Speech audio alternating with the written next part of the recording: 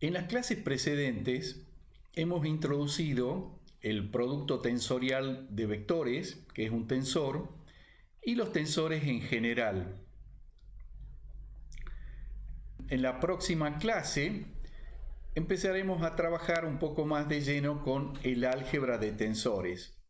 Para empezar, recordaremos algunas de las definiciones que hemos hecho antes y que nos van a ser útiles en lo que sigue. En la clase precedente habíamos definido el producto tensorial de vectores con esta expresión.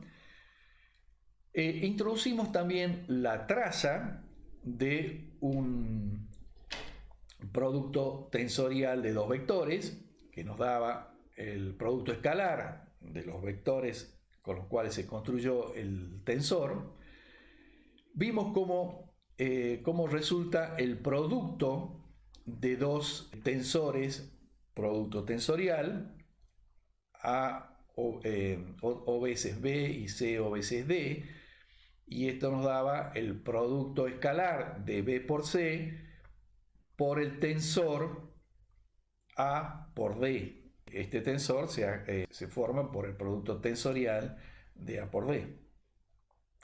Y habíamos dicho de que esto es equivalente al producto matricial de las matrices tensores que forman estos dos.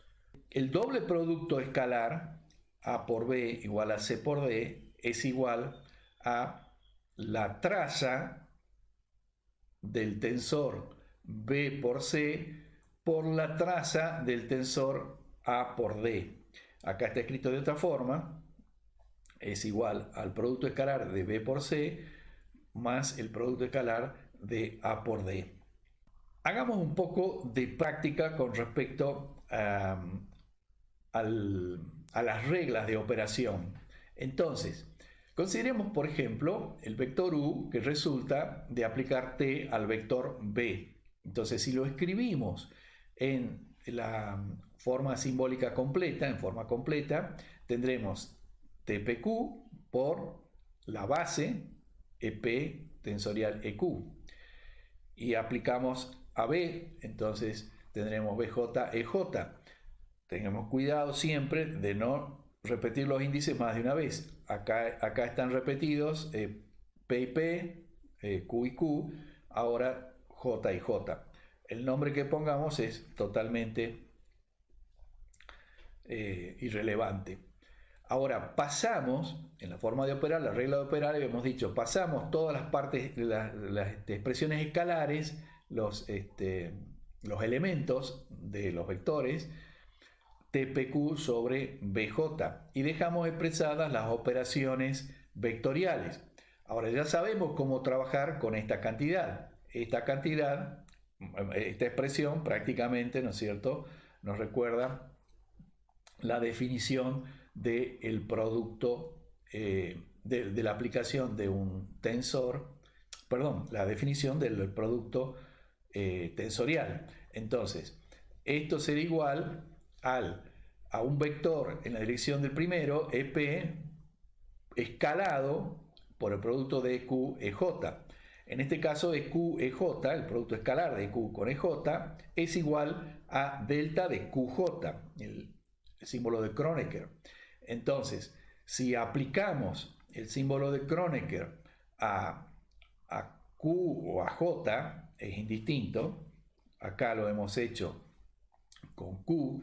Hemos dicho que el índice repetido de Q, ¿no es cierto?, se cambia por el índice libre en TPQ. Entonces tendremos TPJ, BJ ya estaba, y queda EP. Entonces tendremos que U igual a la aplicación de T a B será el vector en la notación, el vector en la notación completa que tiene componente, versor EP, y esto será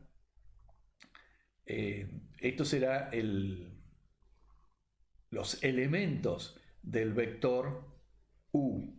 Entonces, nótese que acá hay un solo índice libre, o sea que esto está indicando de que esto es un vector.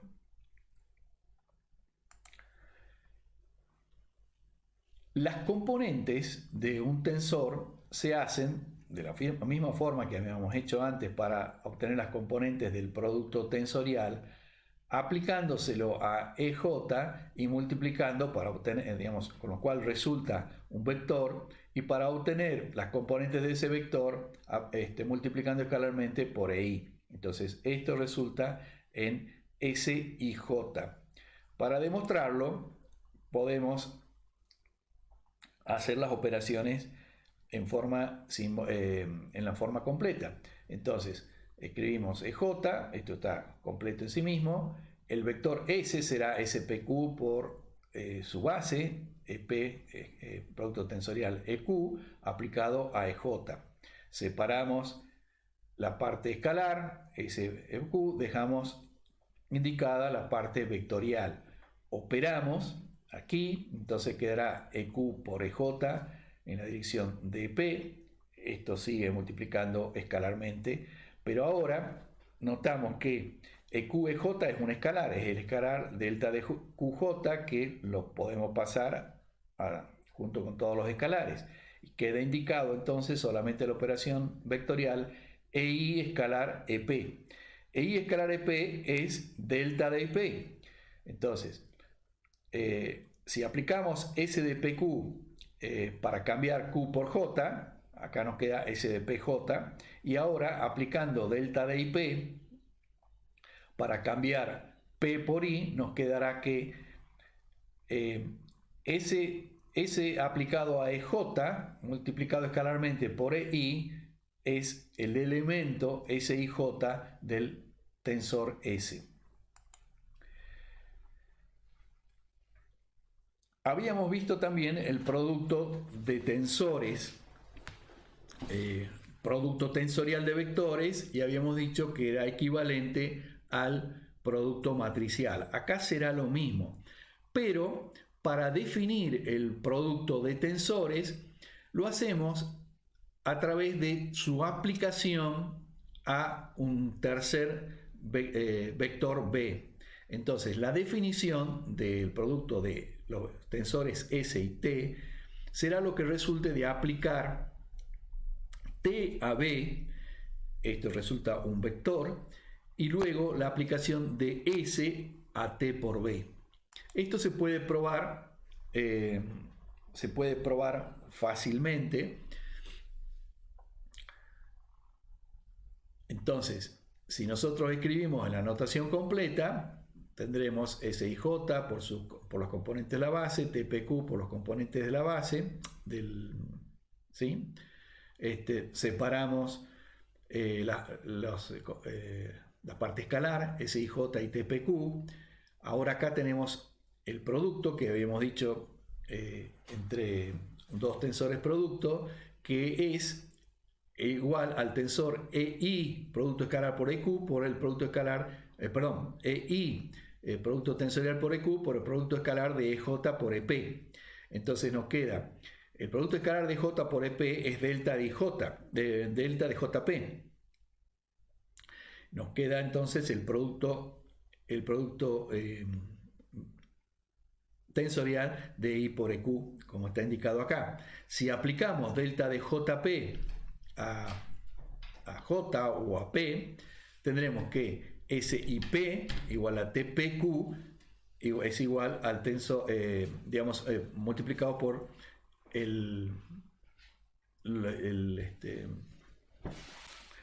los versores de la base del producto. Entonces, ST es otro tensor cuyas componentes serán SIP TPQ. En notación tensorial, el producto tensorial se escribe directamente como la parte escalar, digamos, del tensor. Entonces, acá nuevamente vemos que tenemos solo dos índices libres, I y Q, o sea que distinguimos que esto es un tensor de segundo orden. Y si miramos un poco más, veremos que la operación de contracción acá sobre P para cada valor de i, me está diciendo, ¿no es cierto?, que tengo que hacer la multiplicación fila por columnas, o elementos de la fila por elementos de la columna, sumatoria de los elementos de la fila multiplicados por los elementos de la columna, como es el caso de la multiplicación matricial. Definimos también la transpuesta de un tensor. Entonces, la definición de la transpuesta de un tensor también se realiza considerando la aplicación a un tercer vector b. Entonces, tendremos que S aplicado a U escalar por b será igual a U escalar por S transpuesta de b. Entonces, la transpuesta de S es el tensor que satisface esta igualdad.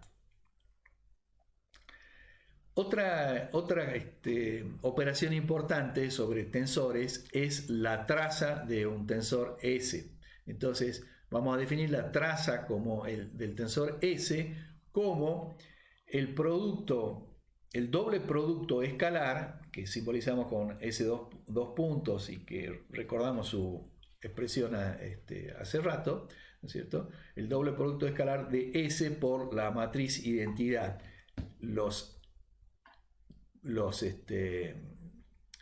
La traza de S es un escalar que se obtiene sumando los elementos de la diagonal de la matriz de definición del tensor S. En la notación tensorial, eso será SII.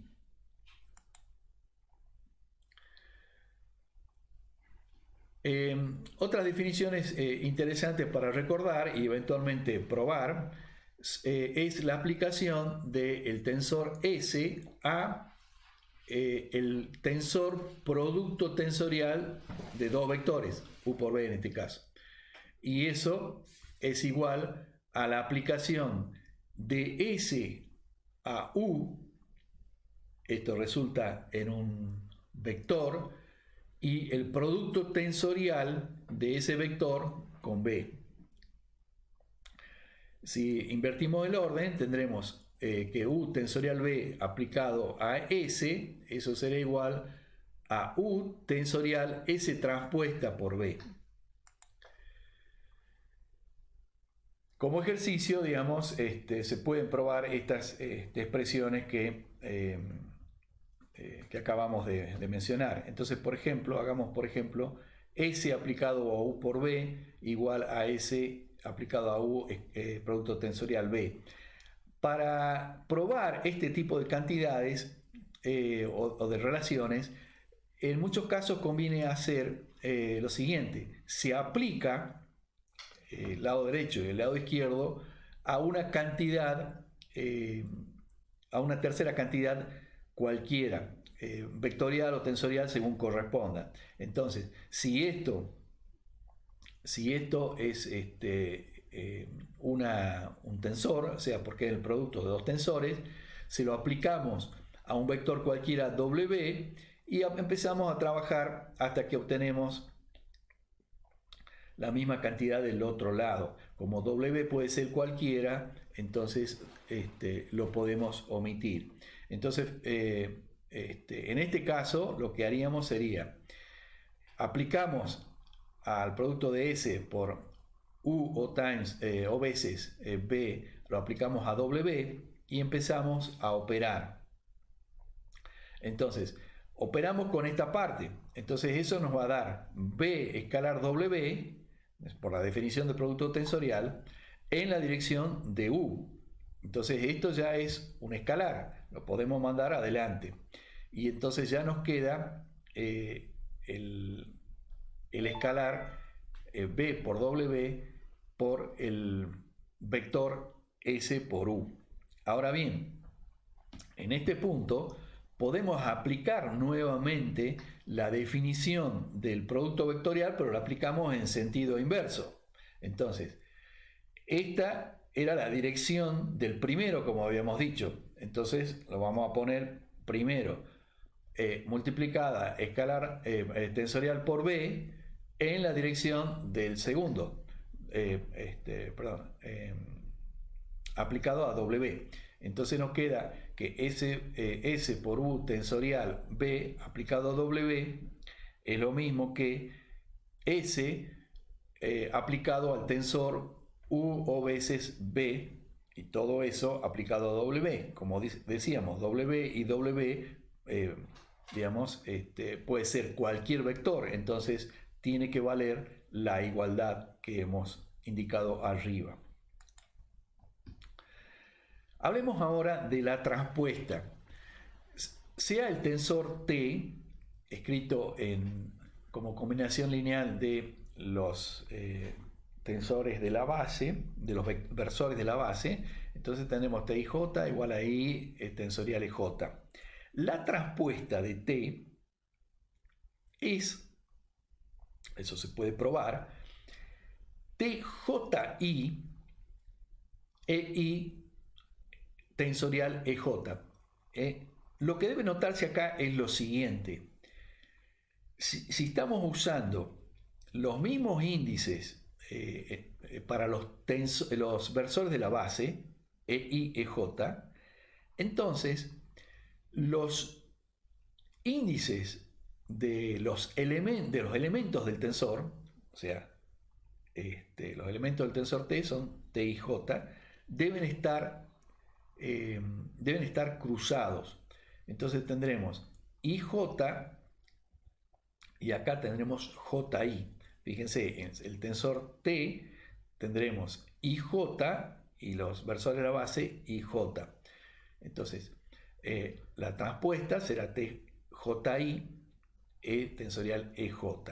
Entonces, el orden de los índices en notación tensorial por sí mismos, solos, o sea, si tenemos TIJ o TJI, no podemos decir nada, o sea que la elección de los nombres de los índices es arbitraria. Podría haber puesto PQ, ST, RS, cualquier, y solamente los nombres de los índices no nos dicen si una cosa es la transpuesta de otra.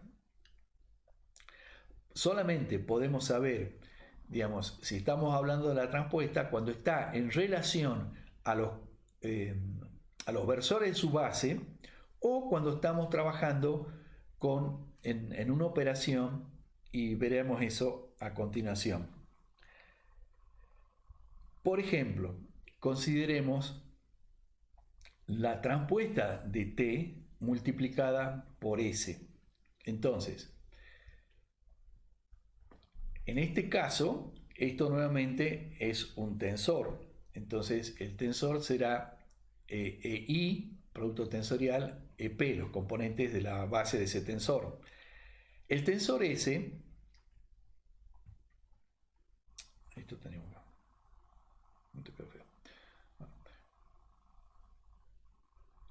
Ahora, este no me gusta.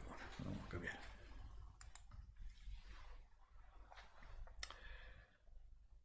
Veamos que esto es así. Veamos que T transpuesto multiplicado por S, digamos, expresado en la notación simbólica completa, tendremos TJI por los versores de la base en el orden contrario, EIJ en el orden inverso. En cambio, S tendremos SPQ y los versores de la base serán EP, EQ. Operamos ahora, pasamos TJI y SPQ, digamos, lo dejamos aislado y dejamos expresadas las operaciones tensoriales. Ahora, nos acordamos que esta operación, este producto, se realiza multiplicando escalarmente EJ por EP, EJ escalar EP, y dejando expresado el producto tensorial de EI-EQ. Ahora, EJ escalarmente por EP es delta de JP. Lo tenemos escrito acá. Si lo aplicamos a a I o a S, tendremos que cambiamos J, por ejemplo, si lo aplicamos, cambiamos TJ por P. Entonces tendremos TP y PQ. Los versores de la base son los que estaban ya. Y acá notamos que el orden de, digamos, el orden de los índices en la multiplicación es P y P. Queda tan bonito. Les dejo como problemas probar que la transpuesta de S es igual a la... Perdón. Les dejo para probar los siguientes problemas. Que la traza de S es igual a la traza de S transpuesto y que la traza de S es igual a S y I.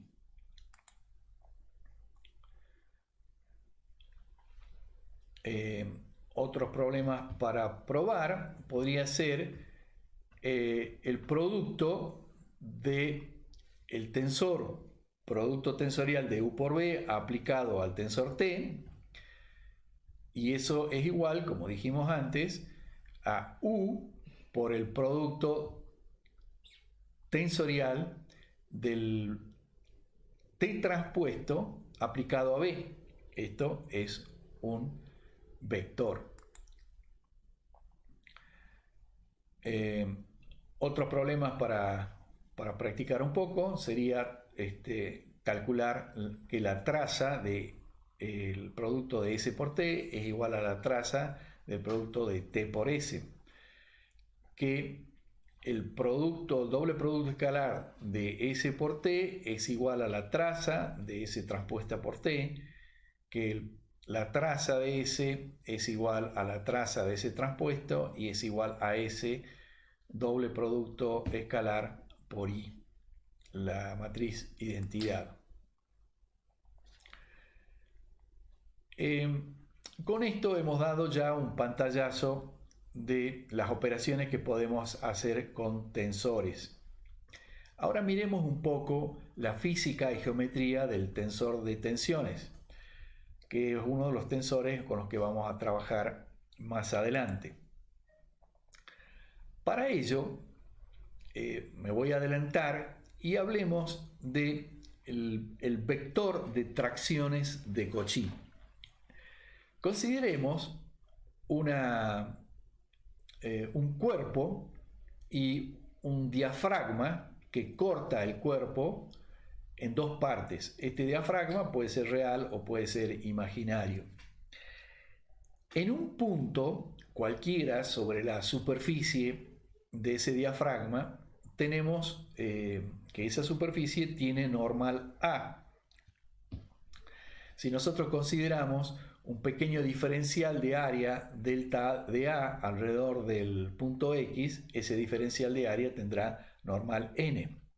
Ahora, la fuerza que el cuerpo que nosotros estamos separando idealmente de la parte del cuerpo que estamos separando idealmente de la parte de abajo, diríamos, ¿cierto? La fuerza que se ejerce sobre esta área será una fuerza delta de F. En el límite, cuando delta de F sobre delta de A tienda a 0, es decir, cuando el límite, cuando el diferencial de área o la diferencia de área tiende a 0, tendremos que localmente, para esta dirección n, la fuerza por unidad de área que se está ejerciendo en ese punto es Tn. A esta cantidad Tn le llamamos vector de tracciones o vector de tensiones. Y hemos utilizado el subíndice n para indicar que esta cantidad depende no solamente de x, de la posición, sino depende de la normal que estamos considerando. Si el diafragma estuviera orientado en forma distinta, obtendríamos un valor distinto de Tn aún para el mismo punto. Por lo cual, el vector de tracciones, si bien digamos, es fácil de interpretar, tiene una interpretación intuitiva, sencilla, no es una cantidad adecuada para representar el estado de tensión en un punto, ya que depende, como decimos, de la normal a la superficie que estemos considerando. Entonces, el vector de tracciones, Tn, da la fuerza por unidad de área sobre la superficie de normal n. Y es una cantidad, también la podemos escribir, que depende de la posición x y depende de la normal. Ahora, una cantidad con estas características se puede representar, digamos, mediante un producto, la aplicación de un tensor a la normal. Eso lo demostraremos más adelante. Entonces, Tn será igual a un tensor T, que es lo que llamamos el tensor de tensiones, aplicado a N.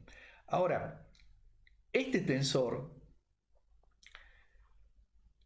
caracteriza el estado local del esfuerzo, es decir, T es una función solamente de X, ya no es una función de N. De manera que esta será la cantidad que usamos para definir el estado de esfuerzos en un punto. Ahora, aplicando T a N, resulta en las tracciones Tn sobre la superficie de normal N. Si N cambia, cambian las tracciones, pero no cambia T. Esa es la ventaja que tiene de utilizar T, el tensor de tensiones.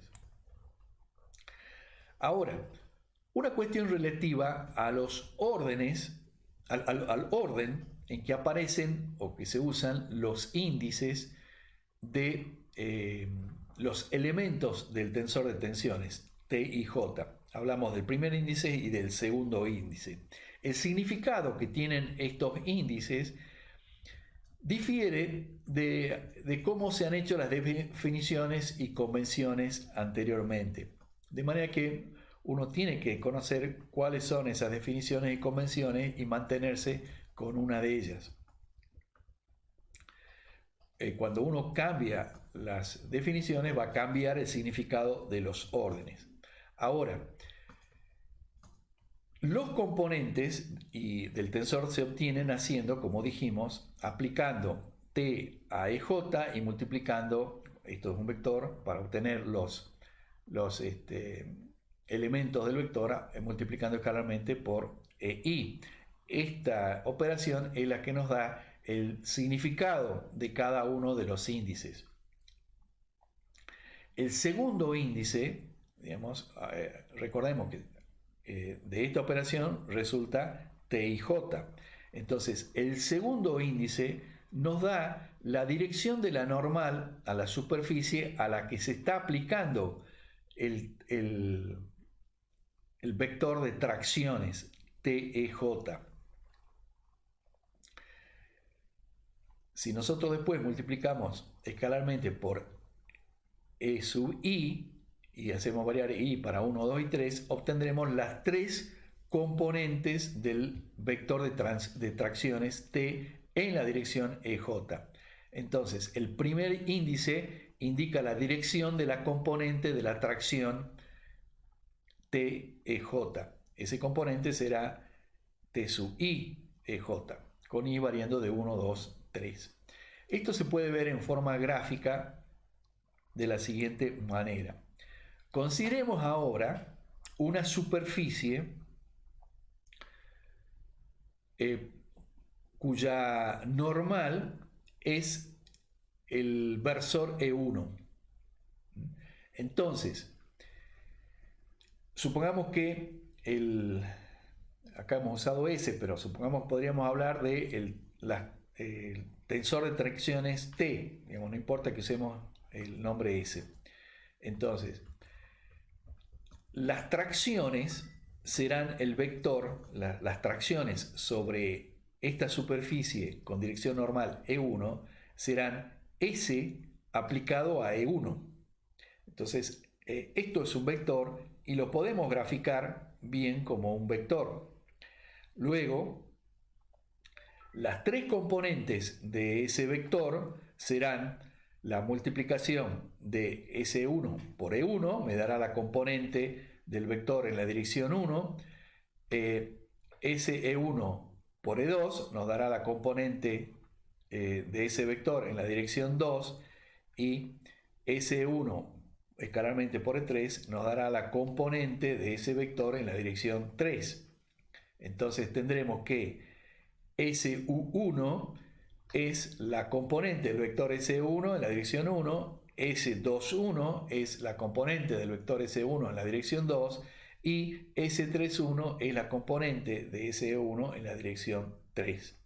Lo mismo podemos hacer para las otras dos direcciones. Entonces, en este caso, consideremos la superficie cuya normal es E2. Y podemos hacer exactamente las mismas operaciones. Acá yo he dibujado que S aplicado a E2 es igual a ese E1. Digamos, para un tensor S seguramente esto no sería así. Lo único que a mí me resulta demasiado complicado cambiar todo el dibujo. Entonces, digamos, de esa misma manera vamos a obtener las componentes S12, S22 y S32. Una cosa interesante, bueno, lo mismo podríamos hacer para la dirección E3. Y eso nos daría S31, S32 y S33. Ahora, es interesante acá notar lo siguiente. Digamos, S11, S22 y S33 será la componente de la tracción en la dirección normal a la superficie. O sea que eso representará una tensión digamos, de compresión o de extensión, digamos, una componente, un esfuerzo en la misma dirección del normal a la superficie considerada. Entonces, los componentes diagonales del tensor del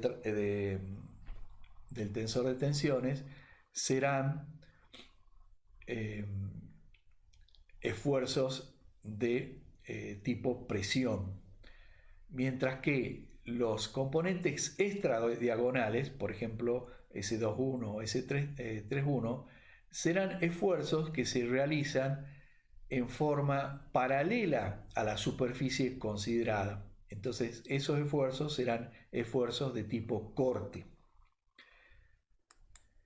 El mismo análisis lo podemos hacer considerando, en vez del tensor S o T que usamos antes en el mismo dibujo, usando el tensor producto tensorial de dos vectores, U por B. Entonces, U por B aplicado a E2 en este caso será un cierto vector, y las componentes de ese vector, digamos, se obtendrán multiplicando por E1, E2, E3. En este caso, la componente normal será U2, B2. Esto será un efecto normal, mientras que los otros serán unos efectos que hemos comparado con el caso de tensiones, que no es el caso, digamos, como si fueran de corte. Cuando se habla del tensor de tensiones, es bastante común utilizar la notación inversa a la que estamos usando nosotros. Entonces, este es un ejemplo. Por ejemplo, la figura este es un dibujo muy común en los libros de mecánica. Entonces, en este caso, el tensor de tensiones, el tensor de tensiones T,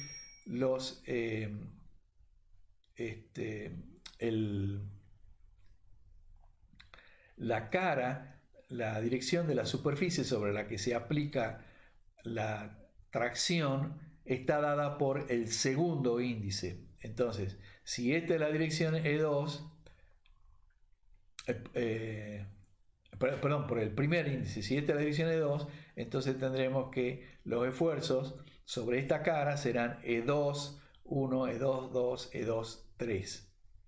O sea, una convención inversa a la que usamos nosotros. Con esto hemos terminado, digamos, los aspectos básicos del cálculo del álgebra tensorial. Entonces pasemos ahora, esto lo voy a cambiar. Y con esto hemos terminado los aspectos básicos del álgebra tensorial. Entonces vamos a pasar en nuestra próxima clase al cálculo tensorial.